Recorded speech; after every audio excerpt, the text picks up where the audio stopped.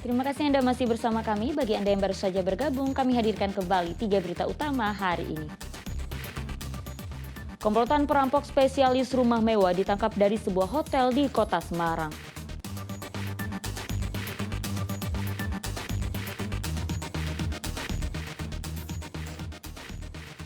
Pemerintah seperti tak berdaya, minyak subsidi minyak kita makin langka. Kalaupun ada, harganya sudah melambung tinggi.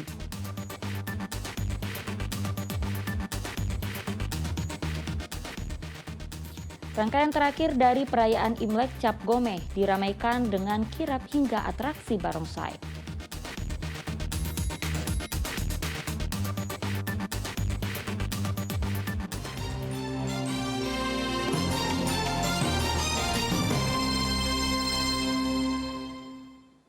Gunung lumpur Kesongo di Kabupaten Blora kembali erupsi. Letusan lumpur maksud kami bercampur gas beracun terjadi beberapa kali dalam waktu 5 menit. Warga merekam erupsi Gunung Lumpur Kesongo pada Jumat lalu. Dalam waktu 5 menit terjadi beberapa kali letusan lumpur bercampur gas setinggi puluhan meter. Erupsi ini membuat wisatawan tak berani berkunjung ke Kawah Kesongo. Erupsi Kesongo terakhir terjadi pada Desember 2021. Saat erupsi terjadi, warga menghindari daerah kawah agar tidak menghirup gas beracun. Lokasi ini memang menjadi lokasi wisata karena memiliki daya tarik berupa bentangan alam yang menyerupai permukaan bulan.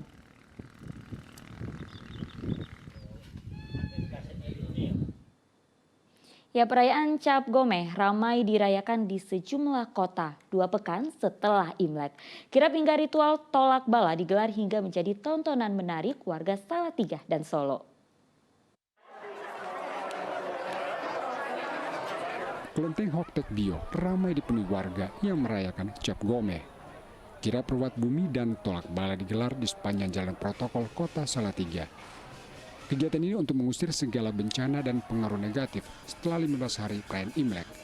Selain itu, kirap sebagai wujud keharmonisan dalam berbudaya. Hal ini ditunjukkan dengan adanya penampilan reog dan drum band khas Salatiga.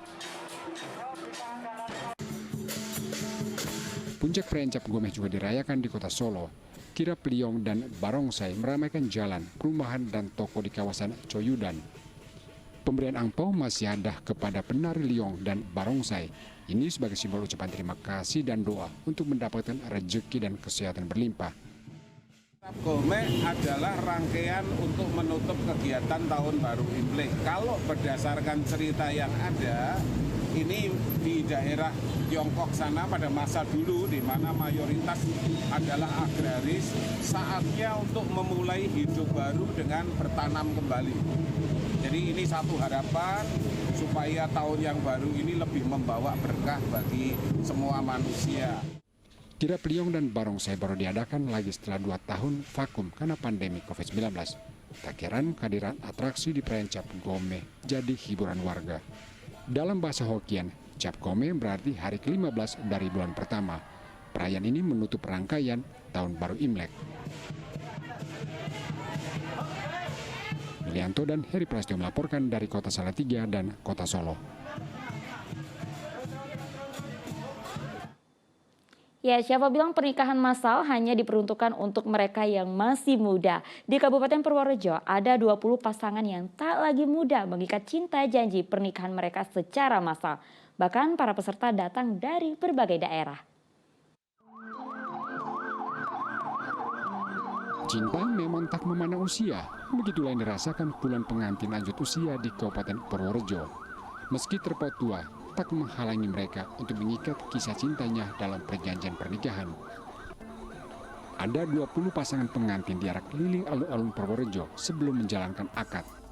Kegiatan ini merupakan rangkaian ulang tahun ke-192 Kabupaten Purworejo. Nikah massal diberikan gratis, bahkan pengantin juga mendapatkan uang saku. Fasilitasi para pasangan yang kurang mampu untuk melaksanakan nikah bersama, dan tentunya kita memfasilitasi semuanya dari pakaian, rias, dan lain sebagainya. Sambutan positif datang dari peserta nikah massal di usia tua. Bahkan mereka juga datang dari luar wilayah Purworejo. Mudah-mudahan dagang terus sampai hari sampai mau diberitakan. Semoga sehat selalu, bahagia, dan Sempat deg-degan tadi nggak, Mbak? ya, Sempat deg-degan nggak tadi? deg-degan banget. Meski pertama kali digelar, pernikahan pengantin tua mendapat animo positif.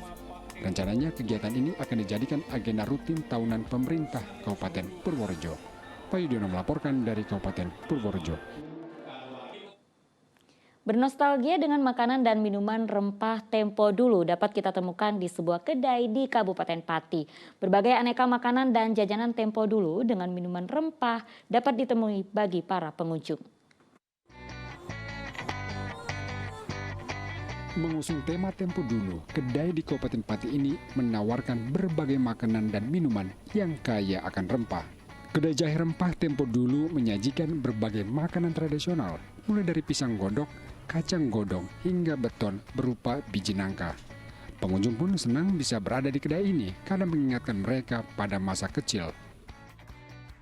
Saya makan nasi oseng pedo kesukaanku. Terus ini namanya sate kere, sate gembos Pak.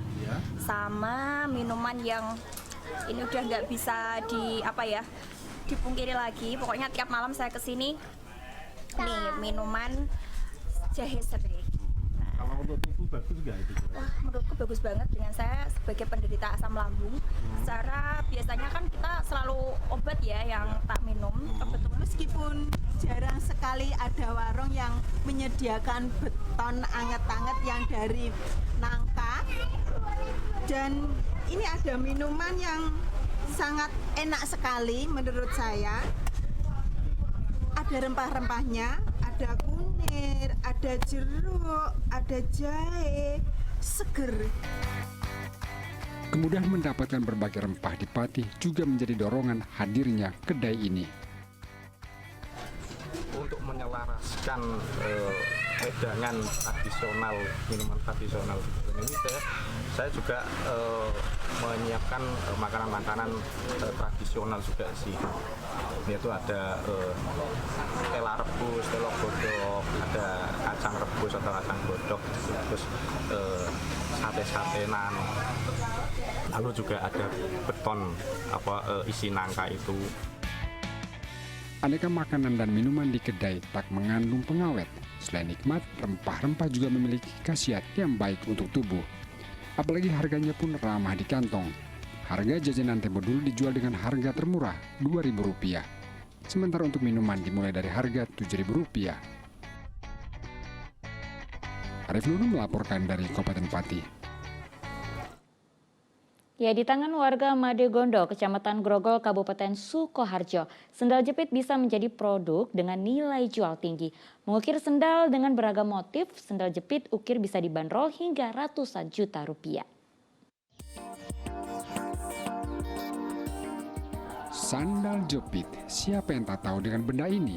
Di tangan Marianto Tri Utomo, alas kaki yang biasa-biasa saja ini disulap menjadi produk dengan nilai penghasilan lebih.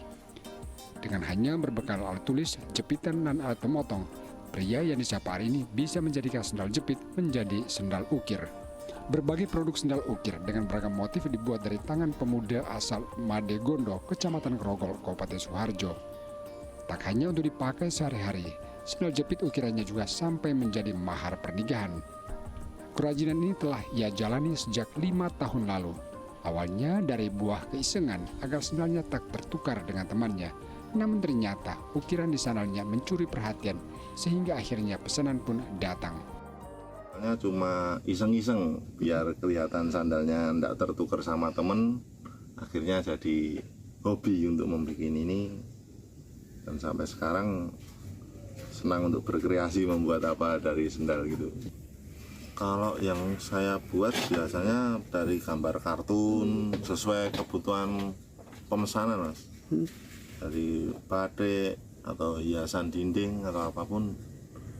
Jadi kita membuat itu sekarang sesuai dengan keinginan pemesannya.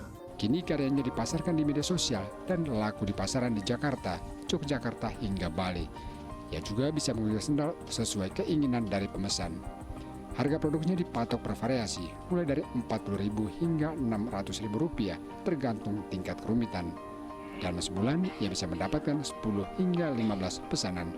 Heri Prastu melaporkan dari Kabupaten Sukoharjo. Informasi tadi mengakhiri jumpa kita hari ini. Atas nama rekan yang bertugas, saya Auriga Agustina mengucapkan terima kasih atas kebersamaan Anda. Selamat beraktivitas dan sampai jumpa.